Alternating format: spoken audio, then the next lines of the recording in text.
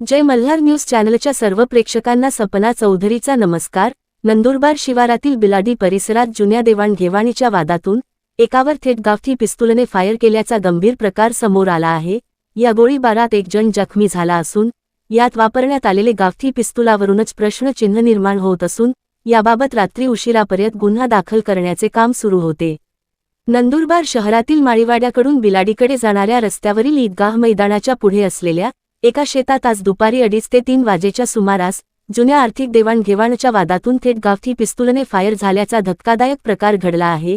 यातील संशयित आरोपी संजय उर्फ पप्पू माळी हा आपल्या शेतात काम करत असताना त्याच्या शेतात त्याच्याकडे आधी काम करत असलेला संजय ठाकरे पोहोचला। यानंतर दोघांमध्ये झालेल्या वादानंतर या ठिकाणी थेट गावठी पिस्तुलातूनच फायरिंग झाल्याचे दिसून आले।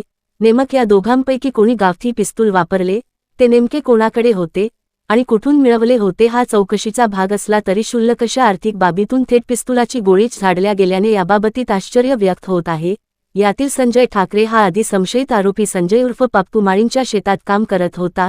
त्याला काही उचल दिली असून तीच परत मागण्यातून हा आर्थिक वाद झाल्याची चर्चा सुरू आहे। या घटनेत संजय ठाकरे याला गोळी चाटून गेल्याने तो जखमी झाला आहे। सुदैवाने गोळी त्याला चाटून गेल्याने जीवितहानी टळली आहे। पोलिसांना याबाबत माहिती मिळाल्यानंतर सुरुवातीला स्थानिक गुन्हे शाखेच्या पथकासह नंदुरबार शहर, उपनगर आणि तालुका पोलीस स्टेशनचे प्रभारी या ठिकाणी पोहोचले। यानंतर हे घटनास्थळ तालुका पोलीस स्टेशनमध्ये येत असल्याने याबाबत पुढील कारवाई त्यांच्याकडून सुरू आहे। घटनेचे गांभीर्य ओळखत जिल्हा पोलीस अधीक्षक अश्विनी सानप आणि अप्पर जिल्हा पोलीस अधीक्षक आशित कांबळे यांनी घटनास्थळावर जाऊन पाहणी देखील केली। या ठिकाणी फॉरेन्सिक लॅबची टीम पोहोचल्यानंतर पिस्तुलातून फायर झाल्यानंतर बंदुकीच्या गोळीची रिकामी कॅप मिळून आली आहे। तर या प्रकरणी पोलिसांनी एकाला ताब्यात घेतलं असून त्याची चौकशी सुरू केलेली आहे। तर यातील जखमीला जिल्हा सामान्य रुग्णालयात उपचारासाठी दाखल करण्यात आले आहे। घटनेनंतर श्वान पथक आणि अन्य तपासी पथकांच्या मदतीने पोलिसांनी घटनेत वापरलेल्या पिस्तुलाचे देखील शोध घेण्याचा प्रयत्न केला आहे, मात्र ते मिळून आलेले नाही। इतकंच काय तर आरोपींनी वापरलेले पिस्तुले हे शेतातील बोरवेलमध्ये फेकून दिल्याचा संशय असल्याने बोरवेलची सीसीटीव्हीद्वारे तपासणी देखील करण्यात आली, मात्र पिस्तूल आढळून आलेला नाही। या प्रकरणी उशिरापर्यंत गुन्हा दाखल करण्याचे काम सुरू होते। दरम्यान हा प्रकार आर्थिक देवाणघेवाणीतून झाल्याने याच्या पार्श्वभूमीवर कोणीही अफवांवर विश्वास न ठेवण्याचे आवाहन जिल्हा पोलीस अधीक्षक अश्विनी सानप यांनी केले आहे। पुढील तपास तालुका पोलीस करत आहे। सपना चौधरी, जय मल्हार न्यूज, नंदुरबार।